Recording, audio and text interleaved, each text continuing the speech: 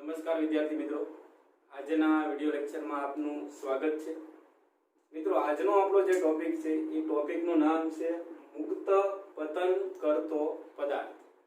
તમને એમ થાય કે મુક્ત પતન કરતો પદાર્થ એટલે શું? તો તમને ખબર છે કે અમુક ઊંચાઈએથી પદાર્થને મૂકી દેવામાં આવે તો મને કહેશો એ પદાર્થ ક્યાં જાય? ઉપર જશે કે નીચે આવશે? તો તમને ખબર છે કે પદાર્થ ધીમે ધીમે નીચે આવવાનો પ્રયત્ન કરશે।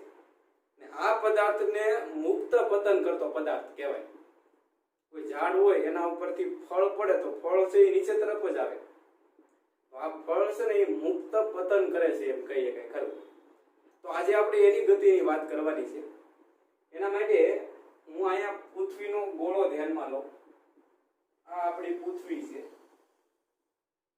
પૃથ્વી એટલે પૃથ્વીનો ગોળો, બીજું કઈ ન સમજતા। આ પૃથ્વીની અંદર સમગ્રપણે છે એ દળ છે એનું વિતરિત થયેલું છે, બરાબર? નક્કર ગોળો છે, આ એનું કેન્દ્ર। આ પૃથ્વીની સપાટી ઉપર આપણે રહીએ છીએ એ તમને બધાને ખબર છે। હવે અમુક ઊંચાઈએથી ધારો કે હું અહીંથી એક પદાર્થને મૂકી દઉં તો આ પદાર્થ ઉપર જશે કે નીચે આવશે? 100% પદાર્થ નીચે આવશે। શું કામ? કોઈને ખબર છે? હા, અમુકને ખબર હશે। એનું કારણ એ છે કે આવડી આ જે પૃથ્વી છે એ પોતાનામાંથી ગુરુત્વાકર્ષી બળ ઉત્પન્ન કરે છે। પૃથ્વી પોતાના દળને કારણે એની આજુબાજુના વિસ્તારમાં ગુરુત્વાકર્ષી બળ ઉત્પન્ન કરે છે, ને આ આજુબાજુનો જે આખો વિસ્તાર છે ને એને ગુરુત્વાકર્ષી ક્ષેત્ર કહેવાય। ને એની અંદર જો કોઈ પદાર્થ આવી જાય તો આ પદાર્થ ઉપર આ પૃથ્વી છે ને એ બળ લગાડે અને પદાર્થને પોતાના તરફ ખેંચી લે, આકર્ષી બળ લગાડે। ત્યાં આકર્ષી બળને આપણે ગુરુત્વાકર્ષી બળ કહીએ છીએ ટૂંકમાં।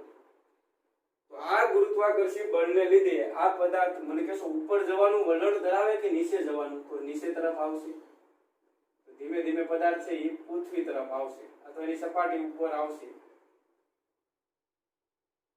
તો આ પદાર્થનો જે ગતિ માર્ગ છે એ તમે મને કહેશો કેવા આકારનો છે? તો કે સુરેખ છે।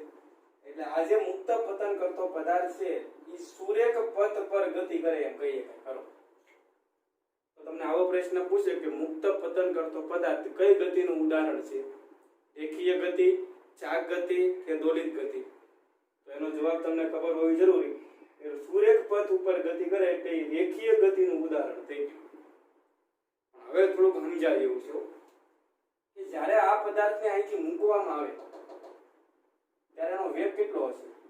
ત્યારે જે સમય હશે એને હું આપણે કીધી t બરાબર 0 સમય। તો t બરાબર 0 સમય એનો વેગ કેટલો હોય? પ્રારંભમાં તમે જસ્ટ આને મૂકો છો ત્યારે એનો વેગ 0 હશે। હવે આની ગતિ તમે જોજો, 1 સેકન્ડ પછી તમે જોવો ને તો પદાર્થ સપોઝ અહીંયા પહોંચ્યો છે ત્યારે એનો વેગ છે ને 9.8 મીટર પ્રતિ સેકન્ડ થાય। આ પાક્કું જ છે હો। 1 સેકન્ડ પછી એનો વેગ છે ફિક્સ હોય, 9.8 મીટર પર સેકન્ડ થાય। 2 સેકન્ડ પછી તમે જોશો ને તો એનો વેગ 19.2 મીટર પર સેકન્ડ થઈ ગયો, એટલે કે 20 ની નજીક। 3 સેકન્ડ પછી પદાર્થ છે સપોઝ અહીંયા પહોંચ્યો, t બરાબર 3 સેકન્ડ પછી તમે એનો વેગ જોવો તો 29.4 મીટર પર સેકન્ડ હોય, 30 ની નજીક આપણે કહીએ કે ખરા। 4 સેકન્ડે સપોઝ પદાર્થ અહીંયા પહોંચ્યો તો 4 સેકન્ડે એનો વેગ છે ને 38.2 મીટર પર સેકન્ડ થાય, અને 5 સેકન્ડે પદાર્થ સપોઝ સપાટી પર પહોંચ્યો તો 5 સેકન્ડે તમે એનો વેગ જોવો ને તો 49 મીટર પર સેકન્ડ થયો। આ રીડિંગ પાકા છે। 1 સેકન્ડ એનો વેગ 9.8 જ હોય, 2 સેકન્ડ પછી તમે જોવો તો 19.6 જ હોય। તો હવે તમારે મને કહેવાનું છે કે પ્રારંભમાં એનો વેગ 0 હતો, જેમ જેમ પદાર્થ નીચે આવતો જાય એમ એનો વેગ વધતો જાય કે ઘટતો જાય? જોવો તો 0 થયો, પછી 10 ની નજીક થયો, પછી 20 ની નજીક થયો, પછી 30 ની નજીક થયો, પછી 40 ની નજીક થયો, પછી 50 થયો। એટલે 10, 20, 30, 40, 50 એટલે ધીમે ધીમે એનો વેગ વધતો જાય। અને વેગ વધે તો કેવી ગતિ કહેવાય? પ્રવેગી, પ્રતિ ગતિ પ્રવેગી કે અચળ વેગી? વેગમાં વધારો થાય એટલે પ્રવેગી ગતિ કરે છે એમ કહેવાય. એટલે બીજું એક ક્લિયર થયું કે મુક્ત પતન કરતો પદાર્થ કઈ ગતિનું ઉદાહરણ છે? તો પ્રવેગી ગતિનું ઉદાહરણ છે. અને જ્યારે કોઈ પદાર્થ પ્રવેગી ગતિ કરતો હોય તો એને પોતાનો પ્રવેગ હોય. તો આ પદાર્થનો પ્રવેગ ગણવાનો પ્રયત્ન કરીએ આપણે. તો પ્રવેગ ગણીએ. તો પહેલા મારે પ્રવેગ ગણવો છે. 0 થી 1 સેકન્ડમાં પ્રવેગ કેટલો હોય? આપણે સરેરાશ પ્રવેગનું સૂત્ર તમે ભણી ગયા. સરેરાશમાં a બરાબર v2 માઈનસ v1 છેદમાં t2 માઈનસ t1. તો 0 થી 1 સેકન્ડના ગાળામાં આ પ્રારંભિક વેગ થયો, આ અંતિમ વેગ થયો. તો અંતિમ વેગ કેટલો હશે? 9.8. પ્રારંભિક વેગ કેટલો છે? 0. અંતિમ સમય કેટલો છે? 1 સેકન્ડ. અને પ્રારંભિક સમય કેટલો છે? 0 સેકન્ડ. આનો હિસાબ કરો, જવાબ શું આવે? 9.8 મીટર પર સેકન્ડ નો સ્ક્વેર. એટલે પહેલા એનો પ્રવેગ કેટલો મળ્યો? 9.8 મીટર પર સેકન્ડ નો સ્ક્વેર. અચ્છા, 1 થી 2 સેકન્ડના ગાળામાં એનો પ્રવેગ ગણો તો 1 થી 2 સેકન્ડના ગાળામાં આ એનો પ્રારંભિક વેગ થયો અને આ એનો અંતિમ વેગ થયો. તો v2 કેટલા થવાના? v2 થશે 19.6 અને v1 કેટલા થવાના? 9.8. t2 2 સેકન્ડ છે અને t1 1 સેકન્ડ છે. 19.6 માંથી 9.8 બાદ કરો તો જવાબ આવે 9.8. 2 માંથી 1 બાદ કરો તો 1 આવશે. એટલે પ્રવેગ પાછો કેટલો આવશે? 9.8. તો આ ગાળામાં પ્રવેગ 9.8 મીટર પ્રતિ સેકન્ડ નો સ્ક્વેર છે. આ ગાળામાં પ્રવેગ ગણશો તમે, આમાંથી આ બાદ કરશો, છેદમાં આમાંથી આ બાદ કરશો તો 9.8 જ આવશે મીટર પર સેકન્ડ સ્ક્વેર. આમાંથી આ બાદ કરશો તો તમારો જવાબ ઈ જ આવશે 9.8 મીટર પર સેકન્ડ નો સ્ક્વેર. આ ગાળામાં પ્રવેગ ગણશો તો 9.8 મીટર પર સેકન્ડ નો સ્ક્વેર. તો વિદ્યાર્થી મિત્રો મને કહેશો અત્યારે પદાર્થ કેવી ગતિ કરે છે? પ્રવેગી ગતિ. અને કેટલા પ્રવેગથી ગતિ કરે છે? તો કે 9.8 મીટર પ્રતિ સેકન્ડ સ્ક્વેર ના પ્રવેગથી ગતિ કરે છે. મને કહેશો વેગ બદલાય છે? તો કે હા, વેગ સતત વધતો જાય છે એટલે પ્રવેગી ગતિ થાય છે. હવે મને કહેશો પ્રવેગ બદલાય છે? બધાય સમયે તમે જોશો તો એનો પ્રવેગ અચળ છે. કેટલો છે? 9.8. એટલે એનો મતલબ એમ કે પ્રવેગી તો ગતિ કરે છે, પણ કેવા પ્રવેગથી? બદલાતા જતા પ્રવેગથી ગતિ કરે કે અચળ પ્રવેગથી? તો આ પદાર્થ 9.8 મીટર પ્રતિ સેકન્ડ સ્ક્વેર ના અચળ પ્રવેગથી ગતિ કરે છે એમ કહેવાય. એટલે મુક્ત પતન કરતો પદાર્થ પ્રવેગી ગતિ તો ખરી જ છે, પણ અચળ પ્રવેગી ગતિનું ઉદાહરણ છે. અને કેટલા પ્રવેગથી ગતિ કરે એમ કહેવાય? 9.8 મીટર પ્રતિ સેકન્ડ સ્ક્વેર ના પ્રવેગથી ગતિ કરે છે એમ કહેવાય. ને આવડો આ જે પ્રવેગ છે કોને લીધે ઉદ્ભવ્યો તમને ખબર છે? પૃથ્વીના ગુરુત્વાકર્ષી બળને લીધે. આગળ આપણે ગુરુત્વાકર્ષી બળ ભણશું ને એટલે વધારે ક્લિયર થશે. એટલે આ જે પ્રવેગ છે ને એને આપણે સ્પેશિયલ નામ આપી દીધું. પદાર્થનો પ્રવેગ કેટલો છે? એ બરાબર 9.8 મીટર પ્રતિ સેકન્ડ સ્ક્વેર. જ્યારે મુક્ત પતન કરાવો ત્યારે એ આટલા પ્રવેગથી ગતિ કરે, પણ આ પ્રવેગ ગુરુત્વાકર્ષી બળને લીધે ઉદ્ભવ્યો એટલે આપણે એને ગુરુત્વ પ્રવેગ કહેશું. એટલે આ એના બદલે આપણે g વડે દર્શાવશું. સ્પેશિયલ પ્રવેગ છે ભાઈ આ ગુરુત્વ પ્રવેગ. કેવો? તો પદાર્થ કેટલા પ્રવેગથી ગતિ કરે એમ કહેવાય? તો કે g જેટલા અચળ પ્રવેગથી ગતિ કરે છે એમ કહેવાય. તો હવે હું મુક્ત પતન કરતા પદાર્થની વ્યાખ્યા આપું. જ્યારે કોઈ પદાર્થ દેખાય છે એને કઈ જગ્યાએ મૂક્યો છે? તો કે પૃથ્વી છે એના ગુરુત્વાકર્ષી ક્ષેત્રમાં મૂકેલો છે. જ્યારે કોઈ પણ પદાર્થને પૃથ્વીના ગુરુત્વાકર્ષી ક્ષેત્રમાં મૂકવામાં આવે ત્યારે 9.8 મીટર પ્રતિ સેકન્ડ સ્ક્વેર એટલે કે g જેટલા અચળ પ્રવેગથી ગતિ કરે છે. આવા પદાર્થને મુક્ત પતન કરતો પદાર્થ કહેવામાં આવે છે. તો એની વ્યાખ્યા યાદ રહી જાય? બોલશો મારે. જ્યારે કોઈ પદાર્થને પૃથ્વીના ગુરુત્વાકર્ષી ક્ષેત્રમાં મુક્ત કરવામાં આવે ત્યારે તે g જેટલા અચળ પ્રવેગથી ગતિ કરે છે. આવા પદાર્થને મુક્ત પતન કરતો પદાર્થ કહે છે. તો આપણે એની વ્યાખ્યા લખી નાખીએ. પહેલા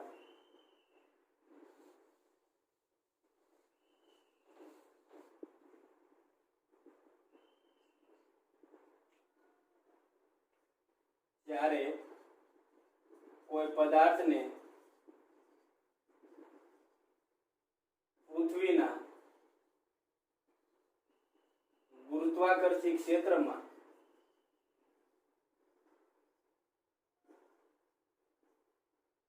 મુક્ત કરવામાં આવે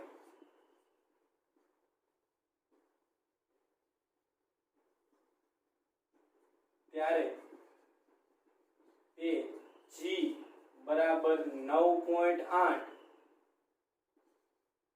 G બરાબર 9.8 મીટર પ્રતિ સેકન્ડ સ્ક્વેર ના અચળ પ્રવેગથી ગતિ કરે છે.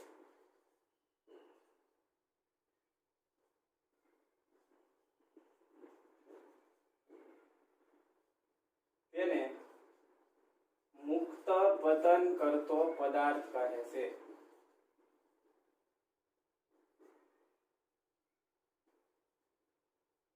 મુક્ત પતન કરતા પદાર્થનો પ્રવેગ આપણને ખબર જ હશે. કેટલો હશે? G જેટલો. ઘણીવાર G બરાબર છે ને 9.8 ના બદલે 10 લઈ લેવામાં આવતા હોય. ગણતરીમાં સરળતા રહે એટલા માટે 9.8 ના બદલે 10 લેવામાં આવતા હોય તો તમને વાંધો આવવો જોઈએ નહીં. બીજો મુદ્દો લખીએ. મુક્ત પતન કરતો પદાર્થ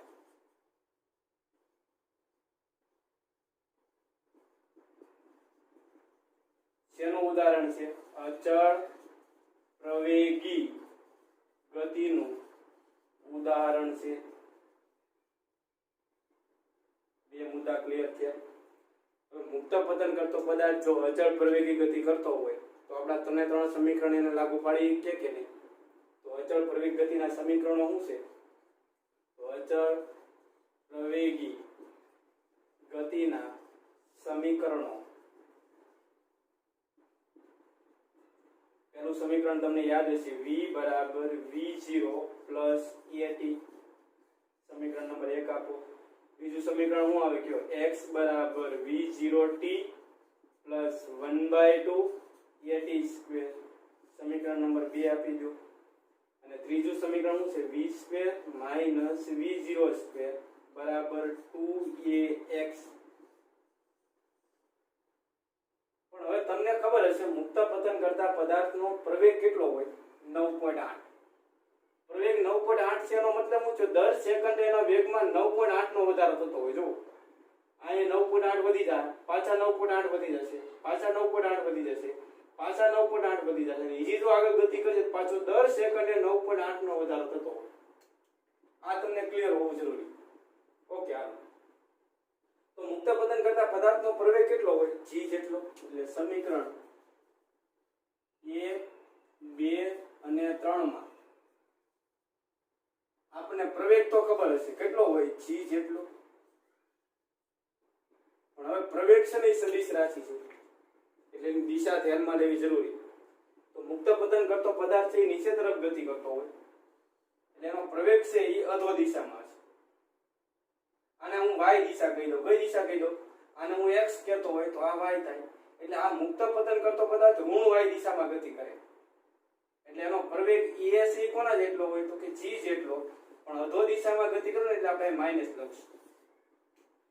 તો આપણા સૂત્રમાં a બરાબર તમે શું મૂકી દેશો? -g. અને હવે x દિશામાં ગતિ નથી થતી. તો અત્યાર સુધી આપણે x દિશામાં ગતિ સમજતા હતા. આ મુક્ત પતન કરતો પદાર્થ y દિશામાં ગતિ કરે તો અંતર x ની જગ્યાએ આપણે y મૂકશું. તો આ ત્રણ સમીકરણ છે ને એમાં પ્રવેગ કેટલો હશે? -g જેટલો. અને x ભળોને તમારે શું મૂકી દેવાના? y. તો ત્રણ સમીકરણો તમને મુક્ત પતન કરતા પદાર્થ માટે મળી જાય. તો પહેલું સમીકરણ શું આવશે? કે v બરાબર v0. આ a ભળોને તમે શું લખશો? -g. તો a બરાબર આ તમે -g મૂકી દો તો શું થાય? -gt. સમીકરણ 4 આપી દો. આમાં x ભળોને શું મૂકશો? y. v0t plus 1/2. બરાબર ને? a બરાબર તમે મૂકશો -g તો માઈનસ ના માઈનસ, g ના g ને માઈનસ ને હું અહીં લખી નાખું gt સ્ક્વેર. સમીકરણ નંબર આપી દો 5. આ તમને મુક્ત પતન કરતા પદાર્થ માટેના સમીકરણો મળે છે. ઓકે, હાલો.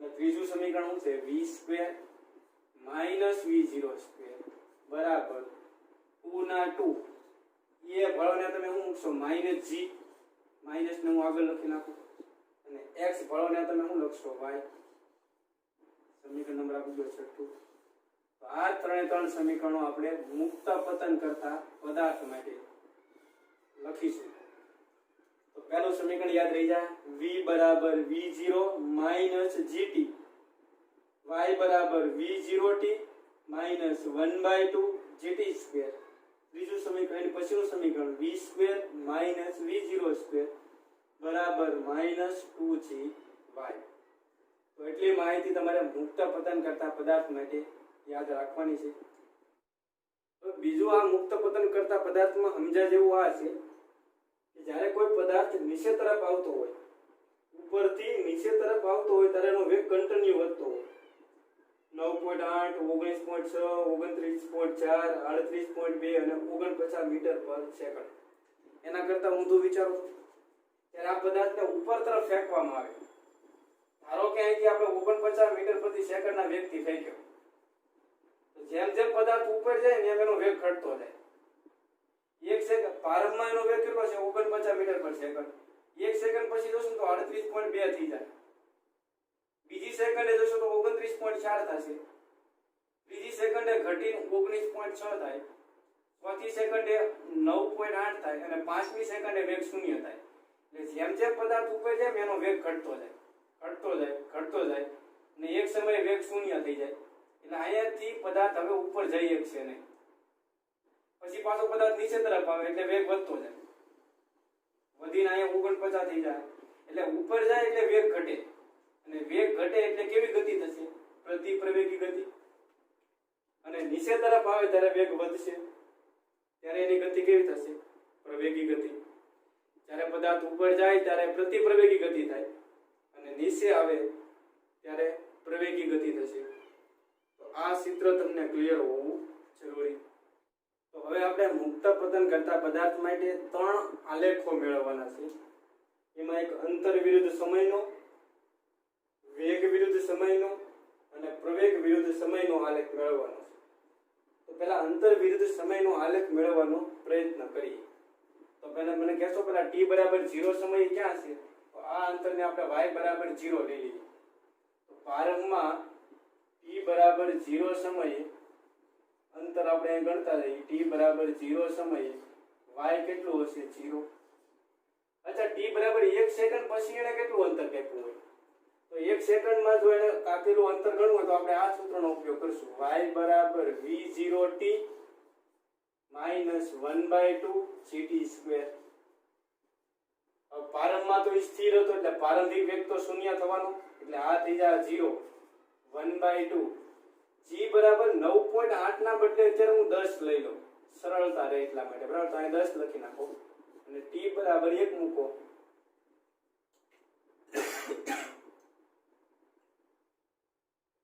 t બરાબર 1 મૂકી દો તો 1 નો વર્ગ કેટલો થાય 1 તો આનો હિસાબ કરો તો શું થાય 10/2 એટલે -5 મીટર આવશે બરાબર તો 1 સેકન્ડમાં એ 5 મીટર અંતર કાપશે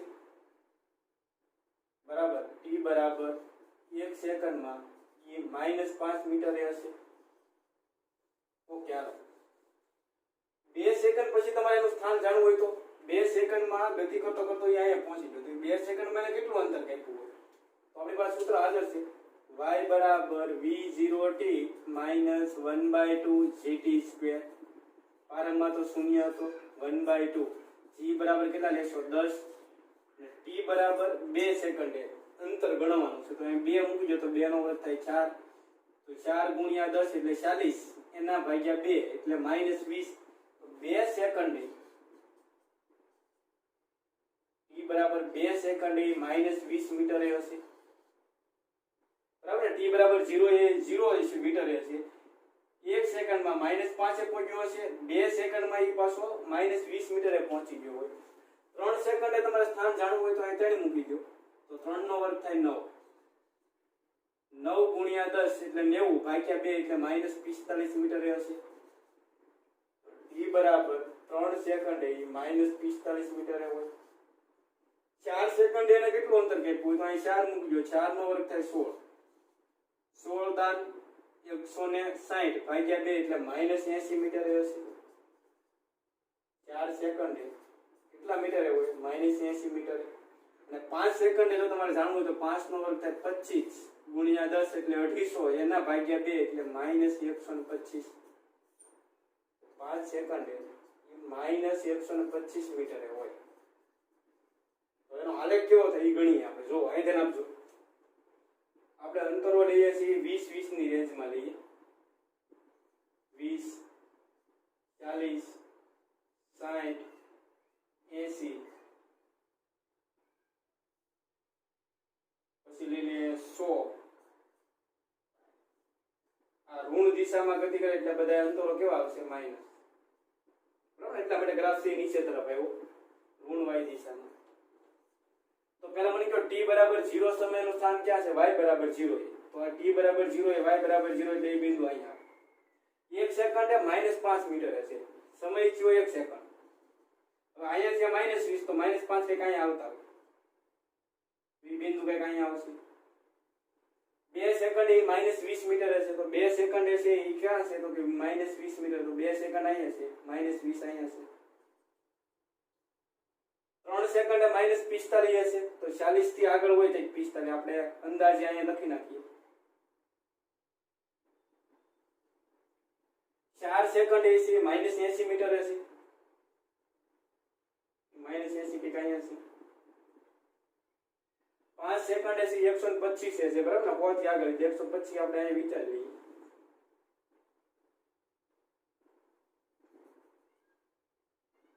તો આ બધા બિંદુને જોડી ગયો તો મિત્રો ગ્રાફ કઈ કામ આવશે?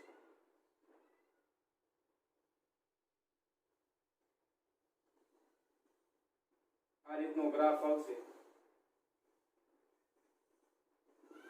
y વિરુદ્ધ t. આ રીતનો વક્ર આવશે. તો આ ગ્રાફ ધ્યાન રાખજો. હવે v વિરુદ્ધ t નો આલેખ જોતો હોય તો વેગના રીડિંગ તમારી પાસે હાજર છે. જો t બરાબર 0 સમયે વેગ કેટલો છે? 0. એટલે t બરાબર 0 સમયે વેગ છે 0. 1 સેકન્ડે વેગ કેટલો છે? 1 સેકન્ડે 9.8. તો 1 સેકન્ડે વેગ છે 9.8. એટલે એ બિંદુ અહીંયા આવે. 2 સેકન્ડે વેગ કેટલો છે? 19.6. 2 સેકન્ડે વેગ થવાનો 19.6. 3 સેકન્ડે વેગ કેટલો છે? 29.4. 4 સેકન્ડે વેગ કેટલો છે? 38.2. આ બધા બિંદુને જોડી ગયો તો v વિરુદ્ધ t નો આલેખ આવો આવશે. સુરેખ આ વક્ર છે ગ્રાફ. બરાબર? ત્યારે આ ગ્રાફ સુરેખ છે. અને a વિરુદ્ધ t નો આલેખ જોતો હોય તો a એટલે પ્રવેગ. તો મને કહેશો t બરાબર 0 સમયે પારગમનનો પ્રવેગ કેટલો હોય? ગુરુત્વ પ્રવેગ g જેટલો જ હોય એટલે કે 9.8. 9.8 ક્યાં આવે? તો કે 10 ની નજીક. 1 સેકન્ડ એનો પ્રવેગ કેટલો હોય? તો 9.8 જ હશે. જો પ્રવેગના રીડિંગ તમને અહીં દેખાતા હશે. તો 1 સેકન્ડ એનો પ્રવેગ કેટલો હશે? 9.8. એટલે એ બિંદુ અહીં આવશે. 2 સેકન્ડ એનો પ્રવેગ કેટલો હશે? જુઓ તો 9.8 જ છે. 3 સેકન્ડ એનો પ્રવેગ કેટલો હશે? 9.8. 4 સેકન્ડ એ પ્રવેગ કેટલો હશે? 9.8. તો બધાય બિંદુને જોડી દો ગ્રાફ આમ આવશે. એટલે કે પ્રવેગ વધતોય નથી, ઘટતોય નથી. કેવો રહે છે? અચળ પ્રવેગ. એટલે કે g બરાબર 9.8 જેટલો હોય. તો ત્રણે ગ્રાફ યાદ રહી જશે. y વિરુદ્ધ t, v વિરુદ્ધ t અને a વિરુદ્ધ t નો. આપણા ગ્રાફમાં ખાલી એટલું યાદ રાખવાનું છે કે y વિરુદ્ધ t નો ગ્રાફ કેવો આવે? તો આવો વક્ર આવશે.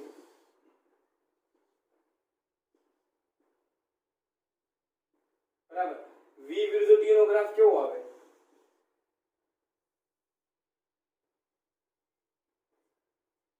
v વિરુદ્ધ t નો આ ગ્રાફ છે એ સુરેખ આવશે. અને a વિરુદ્ધ t નો ગ્રાફ કેવો આવે?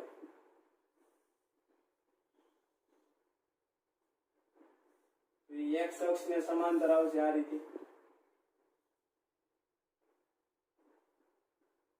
તો આ ત્રણ ગ્રાફ થઈ ગયા મુક્ત પતન કરતા પદાર્થ માટેના. હવે આને રિલેટેડ કેટલાક દાખલા ગણીએ. તો હવે તમને આવો દાખલો આપે કે એક પદાર્થને અમુક ઊંચાઈએથી મુક્ત પતન કરાવવામાં આવે છે તો 10 સેકન્ડને અંતે તેનો વેગ કેટલો હશે અને તેને કુલ કેટલું અંતર કાપ્યું હશે તે ગણવાનું છે. મુક્ત પતન કરાવવાનું કે એટલે સમજવાનું કે પદાર્થને ઉપર તરફથી મૂકવામાં આવતો હશે, ઉપરથી પદાર્થ નીચે તરફ આવતો હોય. જ્યારે મુક્ત પતન કરાવે ત્યારે પ્રારંભમાં તો એનો વેગ કેટલો હશે? શૂન્ય. એનો પ્રવેગ કેટલો હોય? -g જેટલો. તો t બરાબર 10 સેકન્ડ ને અંતે સપોઝ પદાર્થ અહીંયા પહોંચે ત્યારે એનો વેગ કેટલો હોય અને ત્યાં સુધીમાં એને અંતર કેટલું કાપ્યું હોય? આ બે વસ્તુ ગણવાની છે. તો એના માટે આપણે પહેલું સમીકરણ લાગુ પાડીએ કે અહીં v બરાબર v0 gt. તો v ના v v0 એટલે પ્રારંભિક વેગ કેટલો હશે? 0. g એટલે 9.8 બરાબર ને, અથવા તમે 10 પણ લઈ શકો, કેલ્ક્યુલેટર ન હોય તો 10 લઈ લેવાના. અને t બરાબર કેટલા છે? 10 સેકન્ડ. હું અત્યારે 10 લઈ લઉં g બરાબર ને, એટલે કે ઉપાધિ નહીં. તો 10 ગુણ્યા 10 એટલે કેટલા થશે? 100 મીટર પર સેકન્ડ હશે. આ ઋણની નિશાની શું બતાવે? વેગ સી અધો દિશામાં છે, ઋણ દિશામાં છે. અચ્છા, અંતર ગણવું હોય તો આ તમને વેગ મળ્યો. અંતર ગણવું હોય તો અંતર માટે બીજું સમીકરણ લખી નાખો. y બરાબર v0t -1/2 gt². તો v0 એટલે પ્રારંભિક વેગ કેટલો છે? 0. એટલે આ તો 0 થઈ જવાનું. 1/2 ના 1/2. g બરાબર કેટલા મૂકશો? 10. અને સમય કેટલો છે? 10 સેકન્ડ. તો 10 નો વર્ગ કેટલો થાય? 100. 100 ગુણ્યા 10 એટલે 1000 થયા. એના ભાગ્યા 2 એટલે 500. એટલે -500 મીટર જવાબ આવે. વાર્તા પૂરી. હવે એક દાખલો આવો આપે તમને કે એક પદાર્થને 90 મીટર પ્રતિ સેકન્ડના પ્રારંભિક વેગથી ઉપર તરફ ફેંકવામાં આવે. પદાર્થને ઉપર તરફ ફેંકવાનો છે. તો 5 સેકન્ડને અંતે તેનો વેગ કેટલો હશે અને તેને કેટલું અંતર કાપ્યું હશે? પ્રારંભમાં હાથમાંથી પદાર્થને કેટલા વેગથી ફેંકો છો? 90 મીટર પ્રતિ સેકન્ડના વેગથી. જેમ જેમ ઉપર જાય એનો વેગ ઘટતો જાય. તો 5 સેકન્ડે એનો વેગ ઘટીને કેટલો થાય એ ગણવાનું છે. તો આકૃતિ કંઈક આ રીતે થાય. પદાર્થને હવે આપણે ઉપર તરફ ફેંકવાનો છે. પ્રારંભમાં એનો વેગ કેટલો હશે? 90 મીટર પર સેકન્ડ. તો અહીંથી મૂક્યો હોત તો વેગ 0 હોત, પણ તમારે ઉપર તરફ ફેંકવો હોય તો પ્રારંભમાં એનો વેગ મેક્સિમમ હોવો જરૂરી. અને t બરાબર 5 સેકન્ડ એ પદાર્થ અહીંયા પહોંચે તો ત્યારે એનો અંતિમ વેગ કેટલો હોય એ ગણવાનું છે. અને ત્યાં સુધીમાં કેટલું અંતર કાપે એ ગણવાનું છે. તો હવામાં છે એટલે એનો પ્રવેગ g જેટલો જ હોય. એટલે આપણે વેગ ગણવો હોય તો સૂત્ર શું થાય? v બરાબર v0 gt. v0 કેટલા મૂકશો? 90. g બરાબર 10 મૂકશો અને t બરાબર કેટલી સેકન્ડ છે? 5. 90 માઈનસ 10 ગુણ્યા 5 એટલે 50. 90 માંથી 50 બાદ કરશો તો 40 આવશે. તો પ્રારંભમાં વેગ 90 હતો, 5 સેકન્ડ પછી એનો વેગ ઘટીને કેટલો થયો? 40 થયો. હવે અંતર કેટલું કાપ્યું હોય? તો અંતર તમે ગણી શકો. અંતર બરાબર y બરાબર v0t -1/2 gt². તો v0 બરાબર કેટલા મૂકશો? 90. સમય કેટલો આપ્યો? 5. 1/2 g બરાબર મૂકી દો 10. બરાબર ને? અને t બરાબર કેટલો સમય છે? 5. અને 5 નો વર્ગ થાય 25. તો y બરાબર 90 ગુણ્યા 5 કરો એટલે 450 થયા. 25 ગુણ્યા 10 એટલે 250. એના ભાગ્યા 2 કરો તો 125 આવશે. 400 માંથી 100 બાદ કરો એટલે 300. અને 50 માંથી 25 બાદ કરો એટલે 325 જવાબ આવશે. પદાર્થે 325 મીટર ઉપર તરફ અંતર કાપ્યું હોય. તો આવડી જાય કે ન આવડી જાય દાખલા? તો આજનો લેક્ચર આપણે અહીં અટકાવીએ. આવતા લેક્ચરમાં ફરીવાર મળીશું.